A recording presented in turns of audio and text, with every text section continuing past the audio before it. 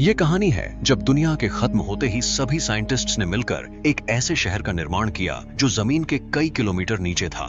Scientists ने उस शहर से बाहर निकलने के बारे में सभी जानकारियों को एक कागज पर लिखा और एक खास की के साथ उसे एक बॉक्स में बंद करके उस बॉक्स को अगले 200 सालों पर सेट किया और उस बॉक्स को सिटी के मेयर को दिया गया। मेयर का काम था आगे आने वाले मेयर को वो बॉक्स देना और फिर उस मेयर का उससे आगे वाले मेयर को बॉक्स देना अगले 200 सालों तक, जब तक ये बॉक्स खुल ना जाए।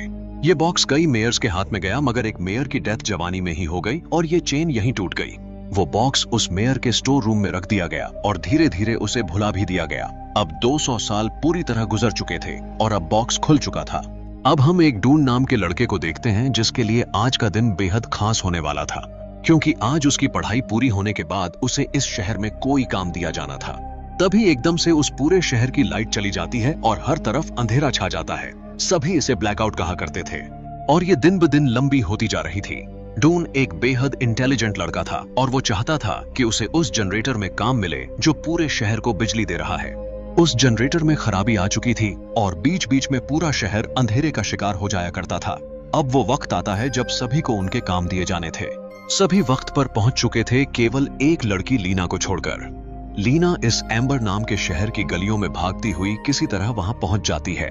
अब बच्चों में उनकी जॉब्स बांटी जानी शुरू होती हैं और एक एक करके बच्चों को एक बैग में से चिट्स निकालने को कहा जाता है जिनमें उनकी जॉब्स लिखी होती हैं। अब लीना की बारी आती है और उसकी चिट में पाइप वर्कर की जॉब लिखी होती है। लीना को ये जॉब बिल्कुल भी पसंद नहीं आती, वो इस जॉब से बिल्कुल खुश नहीं होती।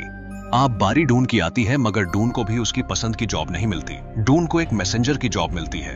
अब सबके चले जाने के बाद डून लीना को रोककर उससे कहता है कि डून पाइप वर्क्स की जॉब लेना चाहता है। वो अपना वक्त लोगों की बातें इधर उधर करते हुआ नहीं बिताना चाहता और लीना के साथ अपनी जॉब एक्सचेंज करना चाहता है। लीना इसके लिए तुरंत ही तैयार हो जाती है और उसे शुक्रिया कहती हुई वहां से चली जाती है। लीना मैसेंजर की जॉब से बेहद खुश होती है और अपनी आंट को सबसे पहले जाकर इस बारे में बताती है। उसकी आंट को यह सुनकर बेहद अच्छा लगता है। अब हम डून को देखते हैं जो अपने पिता के साथ अपने घर पे होता है। डून के पिता उसे एक अजीब से मशीन देते हैं और कहते हैं कि उसे जल्द ही समझ आ जाएगा ये मशीन किस काम आती है। डून के पिता उससे कहते हैं कि आज से उसे हर चीज को एक खास नजर से देखना चाहिए और उन चीजों को नोटिस करना चाहिए जिस पे कोई भी ध्यान नहीं देता। अब ये सब सुनने के बाद डून घर से बाहर चला जाता है और बाहर जाकर उसकी नजर एक बेहद अजीब से जानवर पर पड़ती है जो किसी कीड़े की तरह नजर आ रहा था। उसके पंख खराब हो चुके थे। डून उसके पंख को एक धागे की मदद से ठीक कर देता है और वो कीड़ा उड़कर वहां से चला जाता है मगर डून नहीं जानता था आखिर इस अंडरग्राउंड सिटी के बाहर क्या है और वो कीड़ा आखिर कहां से आया है। अब हम लीना को देखते हैं जो फिलहाल अपनी छोटी बहन पूपी को सुलाने के लिए एक रिकॉर्डेड टेप चला रही थी जिसमें कुछ पुराने मैसेजेस रिकॉर्डेड थे। पूपी को सोते वक्त वो मैसेजेस सुनना बेहद पसंद था। लीना की भी एक ख्वाहिश थी, वो जिंदगी में कम से कम एक बार देखना चाहती थी कि उस अंडरग्राउंड सिटी के बाहर की दुनिया कैसी है।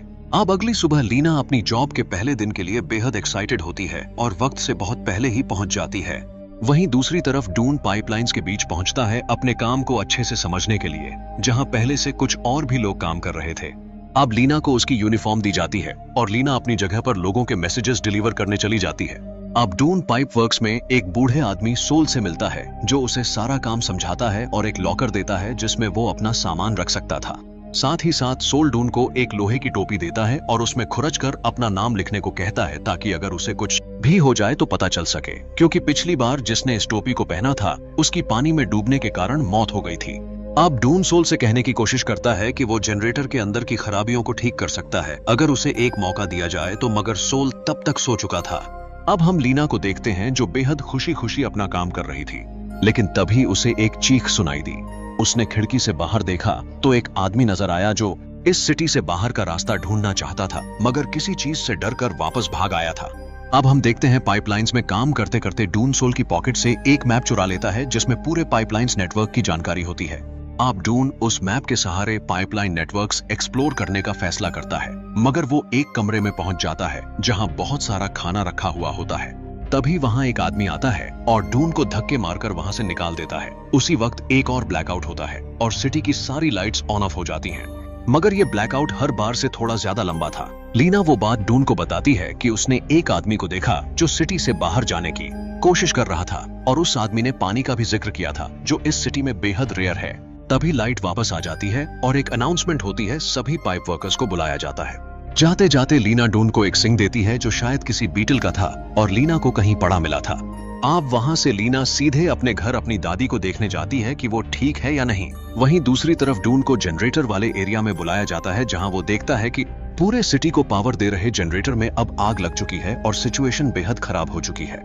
लीना की दादी लीना से किसी खास चीज का जिक्र करने की कोशिश कर रही होती है मगर खराब दिमागी हालत के कारण वो सही से लीना को समझा नहीं पाती कि आखिर वो किस चीज के बारे में कहना चाहती है।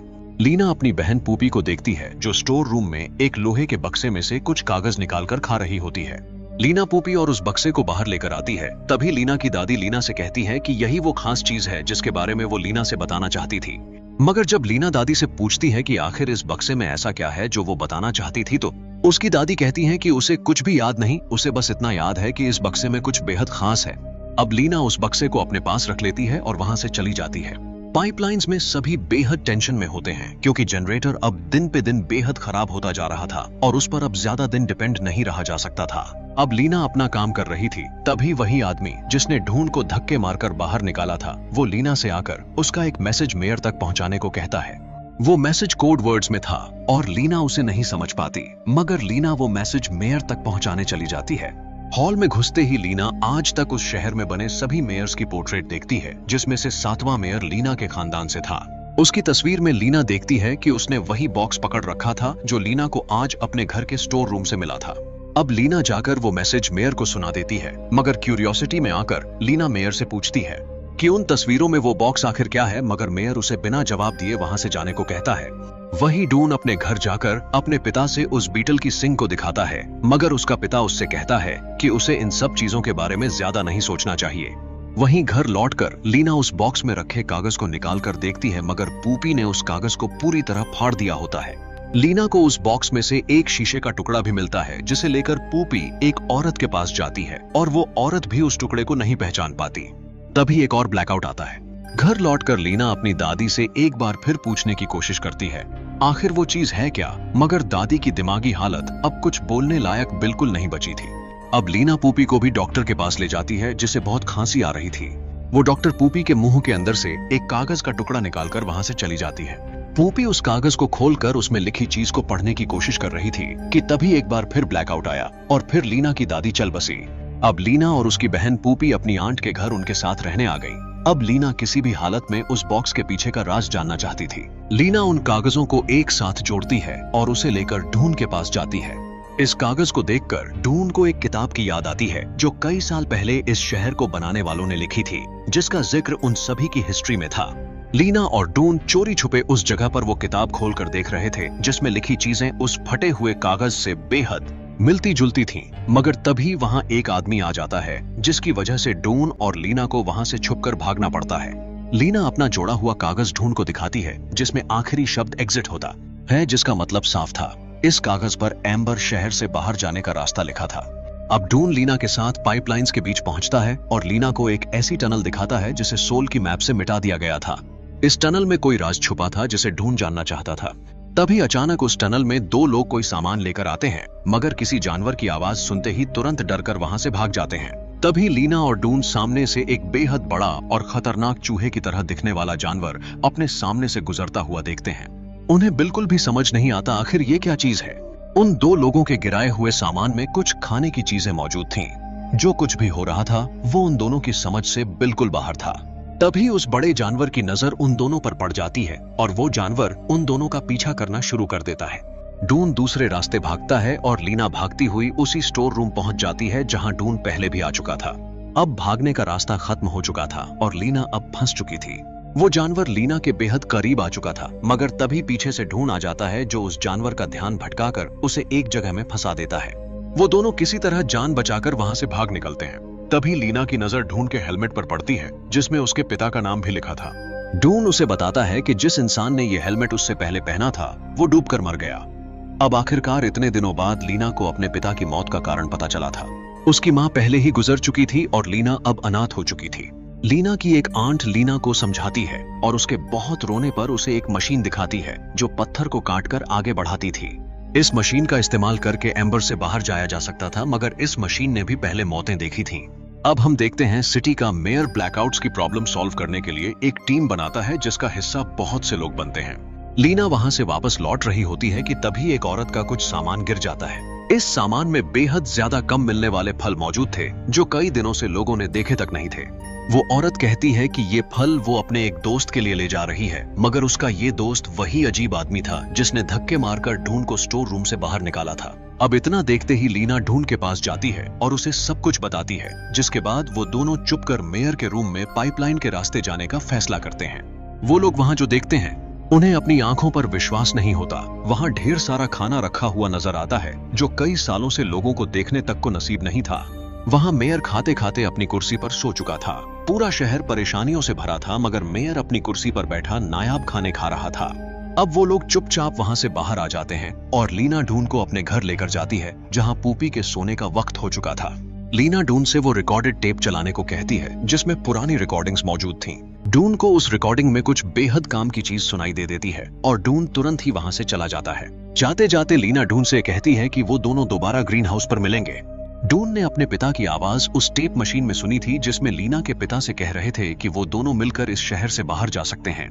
अब ढून के पिता उसकी बात टालने की कोशिश करते हैं, मगर ढून उनसे कहता है कि उसके पास प्रूफ मौजूद है। इस शहर को बनाने वालों ने यहाँ से निकलने का रास्ता भी लिखा था। अब लीना जाकर मेयर की शिकायत हॉल के एक आदमी से करती है कि मेयर शहर के लोगों से खाना चुरा रहा है, मगर वो आदमी भी मेयर से मिला हुआ था और इतना सुनते ही लीना को मेयर के पास लेकर जाता है।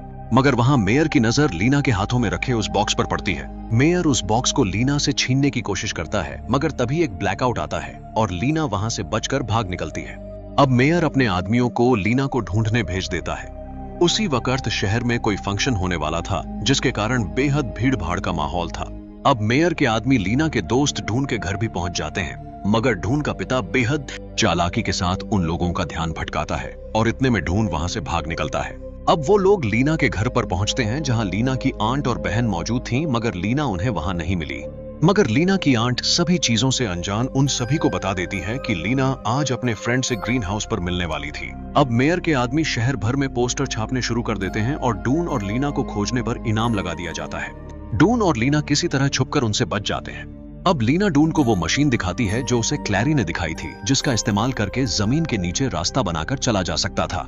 अब वो लोग उस बॉक्स को अपने साथ लेकर वहां से निकलने का फैसला करते हैं। शहर में फंक्शन शुरू हो चुका था। डून और लीना एक बेहद अजीब जगह पर पहुंचते हैं, जहां किसी ने पहले से लाइट्स लगा रखी थी। अब लीना डून को एक शीशे का टुकड़ा देती है जो उस बॉक्स में मौजूद था। डून के पास भी उसके पिता का दिया हुआ एक वैसा ही शीशे का टुकड़ा मौजूद था। उन दोनों को जोड़ने पर एक चमकती हुई चीज बनती है। वो लोग वहां से निकलते इससे पहले लीना कहती है कि उसे पॉप्पी को अपने साथ लेकर चलना है। अब शहर में जाकर वो दोनों चुपके से पॉप्पी को अपने साथ लेकर वहां से भाग निकलते हैं और पाइपलाइंस के बीच पहुंचते हैं, जहां जनरेटर हॉल में जाने का रास्ता मौजूद था। उन्हें जनरेटर हॉल में जाने की जरूरत थी, मगर उसका दरवाजा बिल्कुल भी नहीं खुल रहा था। अब पॉप्पी अपने पास रखा हुआ आधा फटा हुआ कागज निकालती है जो वहां के लॉकर की तरफ इशारा करता है। अब लॉकर को जाकर देखने पर उन्हें एक लीवर नजर आता है, जिसे घुमाने पर एक बोट बाहर निकल कर आती है जो धीरे धीरे कर खुद आगे बढ़ती है और जनरेटर हॉल के अंदर चली जाती है। वहां एक पानी की नदी बहती हुई नजर आती है, मगर बोट थोड़ी आगे जाकर एक गियर से टकराकर टूट जाती है, जिसका मतलब था वो लोग अब भी इस पहेली को पूरी तरह नहीं सुलझा पाए। अब उस कागज पर लिखी चीजों को समझते हुए दोनों एक कंट्रोल रूम में पहुंचते हैं, जहां जनरेटर हॉल के सारे कंट्रोल्स मौजूद थे। अब उस कागज को फॉलो करते हुए उन्हें आखिरकार एक रास्ता नजर आता है। शहर में हर तरफ शॉर्ट सर्किट होने लगता है। अब डून और लीना बोट में बैठकर वहां से निकल जाते हैं। वहीं दूसरी तरफ मेयर अपने बंकर में आ जाता है ताकि वो किसी भी इमरजेंसी की सिचुएशन में खुद को बचा सके, मगर मेयर वहां उस खतरनाक जानवर के हाथों मारा जाता है। अब कई घंटों के सफर के बाद वो लोग जमीन से बाहर आते हैं, मगर तब रात का वक्त हो रहा होता है और उन्हें बेहद बुरा लगता है, क्योंकि बाहर आकर भी उन्हें केवल अंधेरा ही नजर आता है। मगर तभी सुबह हो जाती है और उन्हें ये देखकर बेहद खुशी होती है। अब डून और लीना एक पत्थर में एक लेटर लिखकर उस जमीन के नीचे मौजूद शहर में गिरा देते हैं, ताकि बाकी लोग भी उस शहर से बाहर आ सकें। वो लेटर ढूंढ के पिता के हाथ लगता है और हमारी कहानी यहीं खत्म हो जाती है। आप जाते जाते हमारे चैनल को सब्सक्राइब करना बिल्कुल भी ना भूलें।